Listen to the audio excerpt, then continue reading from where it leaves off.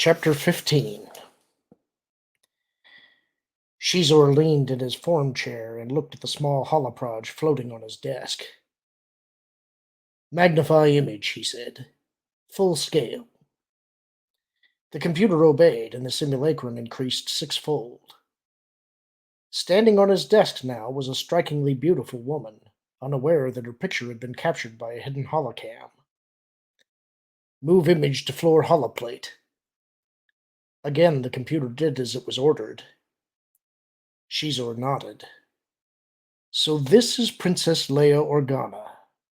My, how interesting. He knew who she was, of course, though he had never bothered to scan her image closely before. He'd always assumed that she was some hardened battle axe of a woman, all for the cause, one of those androgynous and ugly zealots who couldn't be bothered with worrying about her appearance. A mistaken assumption, that. Behind him, Guri said, She approached the owner of one of our protected casinos on Rhodia, in the gaming complex, looking to set up a meeting with somebody of stature in Black Sun.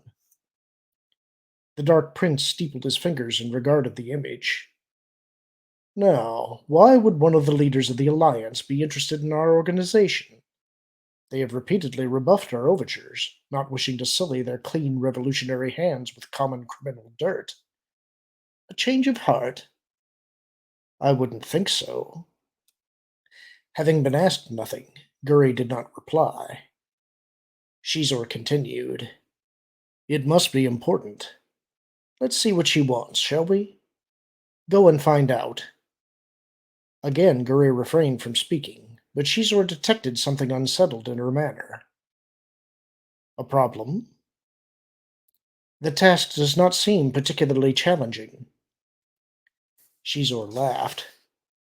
One of her few foibles, that wishing to be pushed to find her limits. Perhaps not. Still, it is important for another reason.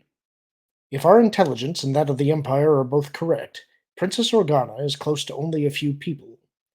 One of them is Luke Skywalker. It is a strong possibility that she knows where he is. Find out what she wants and report back to me. She may well be the easiest way to find Skywalker. In any event, I may find a use for her. After you take care of that other business we discussed. That should be more challenging, I believe. As you wish. Xizor touched his finger to his forehead and sketched a mock salute. Guri laughed. He returned his gaze to the counterfeit of Leia Organa. Computer. Rotate image. Normal speed. The hologram turned on an invisible axis. She looked just as good from behind. Xizor took a deep breath and let it out. Here was an interesting woman. Attractive, adept, well-educated, and dangerous. She was, according to the files, as good with a blaster as she was beautiful. The Dark Prince felt a stirring inside him. He was aware of his skin color shifting, going from the cool green to a warmer pale orange. He smiled. He had dismissed his most recent mistress. The idea of female company was not repellent, especially a female who had more to offer than mere good looks. He wondered what she might be doing just now. Probably eating a fine meal or spending money on expensive entertainment. Females did love such things. Leia watched as Chewie played another hologame, this one against a Twi'lek with a gaudy dye job and cheap jewelry on his tentacled head. Chewie made a move and leaned back. Very good, Chewbacca, 3PO said. Excellent move.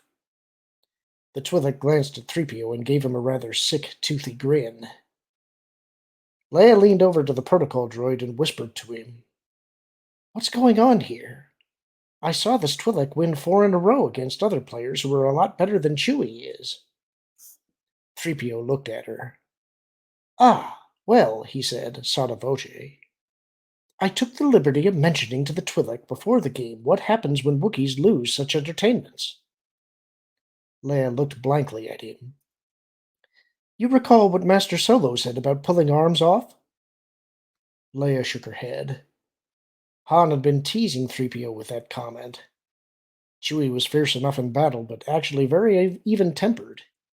She hadn't ever believed that arm business, though it appeared the Twi'lek did. If Black Sun didn't show up pretty soon, she was going to develop a bad case of ship fever cooped up in this place. Guri sat across the table from 3 others. 2 of them were men. One was a Quarren. Behind her, a pair of Gamorrean bodyguards stood, watching. Guri was unarmed. "Your sources are mistaken," one of the men said. That was Tuye, the chief operating officer of Arono Transportation. A fitness buff, he bulged with muscle even under his expensive tailored Zaidcloth suit. Supposedly, he could squat holding 4 times his own weight on his shoulders without breaking a major sweat. He did not look happy. In fact, he looked as if he were about to burst a blood vessel. "Are they?" Guri said. She slouched in the chair, looking totally relaxed. "Imtoye is correct. Arono would not presume to contend with Black Sun." That from Dallas Yules, the squidhead in chief security for the organization.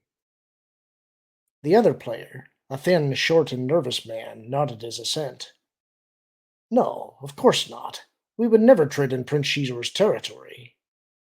That was Z. Limmer, the chief financial officer. "So," Guri said, "I should tell Prince Xizor that this was all a mistake, that our agents are idiots who couldn't find their backsides with both hands?" "I would not put it precisely so," the Quarren said. Chuye looked at the other 2 sitting next to him and snorted. "Sack this scat. I'm done playing doormat to your boss. Yes, tell him that your agents are idiots. Tell him that he is an idiot. Arono isn't quaking in fear of the terrible and mighty Dark Prince. We're out on the rim here, a long way from a soft bed and the decadent pleasures of the Imperial Center, where Xizor feathers his nest with our tribute. We earn our way here.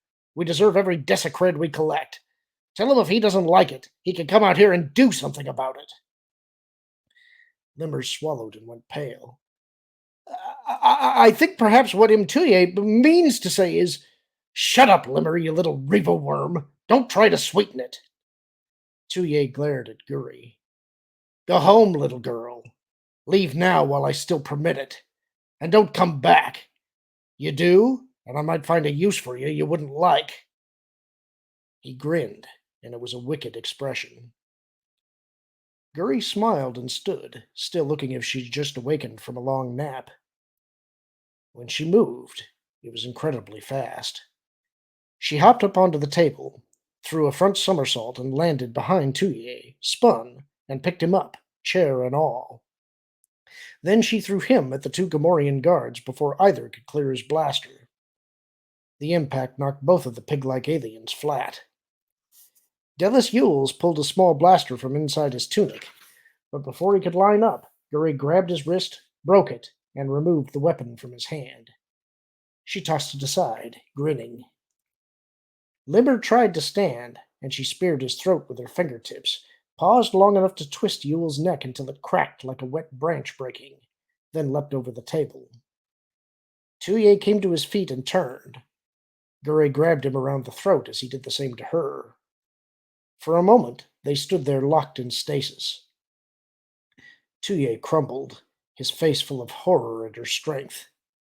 He lost consciousness as the blood was kept from his brain. Guri dropped him, reached down, pulled the blaster from the belt of one of the stunned Gamorreans, then used it to shoot both the bodyguards, 1 bolt each, in the head.